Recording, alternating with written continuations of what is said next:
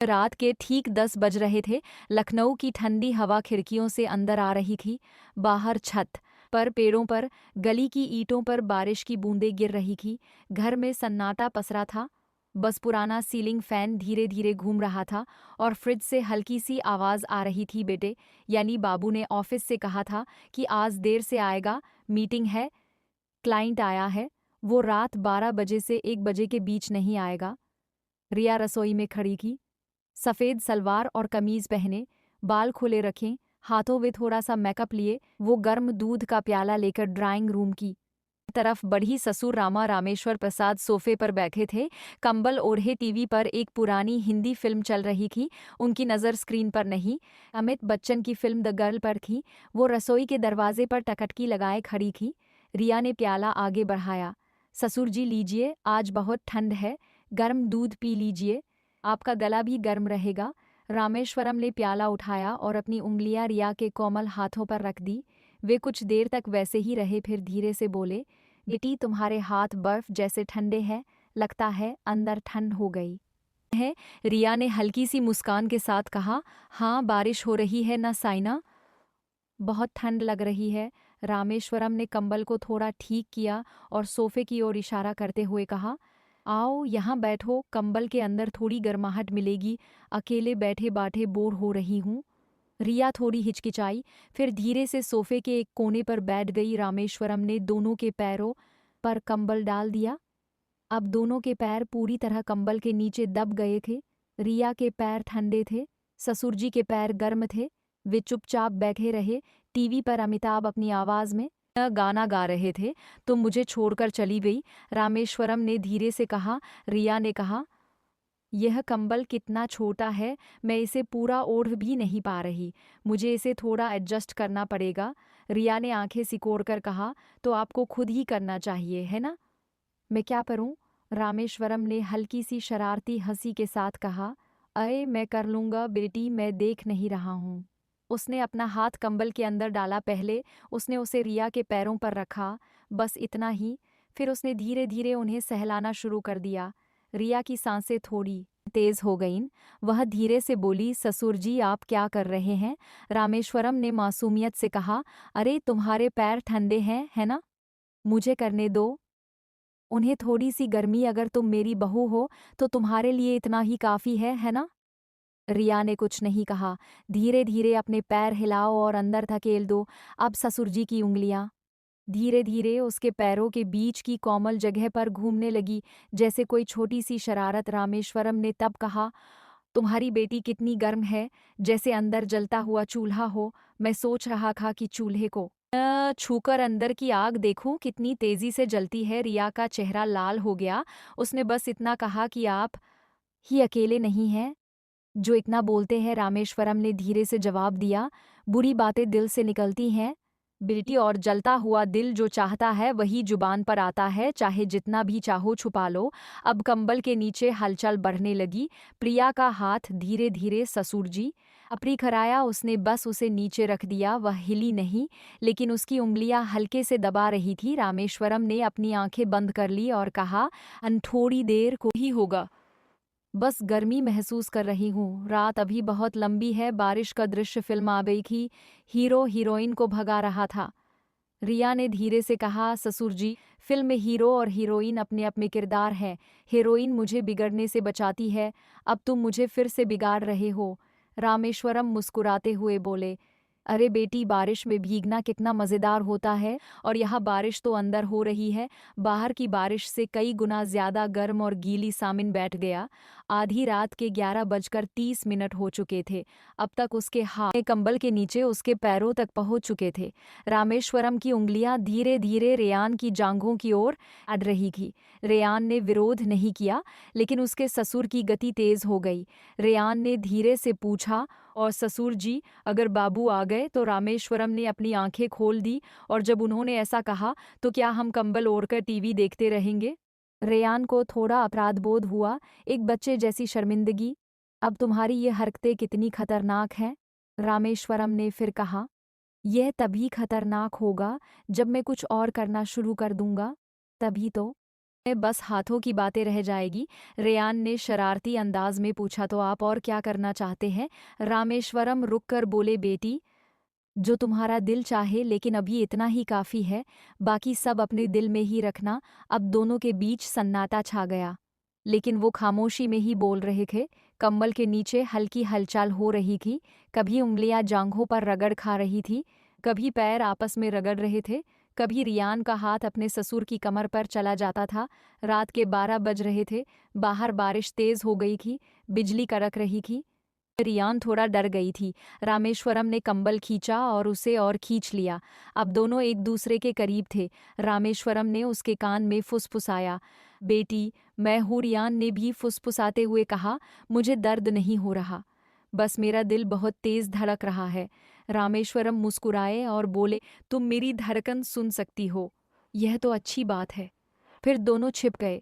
अब उनके हाथ कंबल के नीचे और गहरे जा रहे थे, लेकिन कुछ भी जाहिर नहीं हो रहा था। सारे इशारे, सारा छिपना, सारी गंदी और प्यार भरी बातें। तभी सुबह के 1 बज गए। बाहर से कार की आवाज आई, बाबू आ गया। दोनों ने जल्दी से कंबल ठीक किया। उन्होंने टीवी की आवाज तेज कर दी। रिया उठी और रसोई के इस तरफ चली गई। रामेश्वरम सोफे पर वैसे ही बैठा रहा, जैसे कुछ हुआ ही न हो। बाबू अंदर आया और रुक गया। चलो, दोनों यही हैं, रामेश्वरम ने कहा। हाँ बेटा, हम थोड़ी देर से टीवी देख रहे थे तो ठीक है। रिया ने रसोई से आवाज़ दी, बाबू, थोड़ी गरम सिगरेट लाओ। बाबू ने धीरे से कहा, नहीं, मैं बस सोने जा रहा हूँ, मैं बहुत थका हुआ हूँ। वह सीधे बाथरूम चला गया। मैं चला गया। रिया वापस आई। मैंने रामेश्वरम की तरफ देखा। दोनों की नज़रें मिली। दोनों के चेहरे पर एक जैसी शरारती मुस्कान थी, वह मुस्कान जिसे सिर्फ वे दोनों ही समझ सकते थे। रामेश्वरम ने धीरे से कहा, वह कल फिर आएगी, रात हो गई है ना? रिया शर्मा गई और उसने हल्के से सिर हिलाया। फिर दोनों अपने अपने कमरों में चली गईं, लेकिन दोनों जानती थी यह रात अभी खत्म नहीं हुई थी।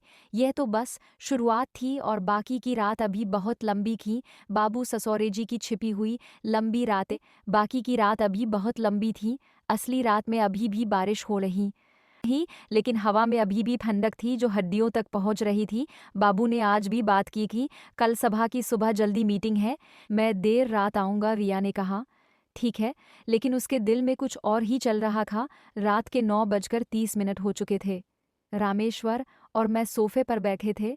आज कंबल की जगह मोटा कंबल बिछा हुआ था। टीवी पर एक पुरानी भोजपुरी फिल्म चल रही थी, वही फिल्म जिसमें हीरोइन बार बार ससुरे जी कहकर शर्मिंदा हो जाती है। परिहा कहीं से आ गई। आज नीले सलवार कमीज में दुपट्टा कंधे पर लटका हुआ था, हाथ में 2 कप गर्म अदरक की चाय थी, सास की चाय। रामेश्वर, हमने पी। इस बार हमारी उंगलियां रियान के हाथ पर पूरी तरह से लग गईं। बेटी, आज फिर से उसे ठंड लग रही है। रियान ने हल्के से सिर हिलाया, बहुत ज़्यादा। रामेश्वर, हमने चादर की ओर इशारा किया। आज चादर बड़ी है, ये उसे पूरी तरह से ढक लेगी। परिहा बिना कुछ कहे बैठ गई। इस बार वह थोड़ा और पास बैठी। दोनों के कंधे एक दूसरे से छू रहे थे। चादर दोनों पर दाल से ढकी हुई थी। पहले हम कुछ मिनटों के लिए छिप गए। फिर रामेश्वर, हमने धीरे से कहा, क्या कल रात जो हुआ वह सपना था? रियान ने नजरें झुकाकर कहा, अगर सपना होता तो वह आज बैठी होती। रामेश्वर, हमारी सांस थोड़ी भारी हो गई। आज वह क्या चाहती है मेरी बहू? रियान ने पहली बार सीधे उसकी आंखों में देखा, वही जो वह कल रात चाहती थी, लेकिन आज रामेश्वर के चेहरे पर थोड़ी ज़्यादा मुस्कान थी। अब वो मुस्कान मासूम नहीं रही, उसमें वो आग थी जो कल रात तक सुलग रही थी, आज वो भड़कने ही वाली थी। चादर के नीचे हाथ फिर से जलने लगे। इस बार रामेश्वर की उंगलियां धीरे धीरे रियान की जांघों पर ऊपर की ओर बढ़ रही थी।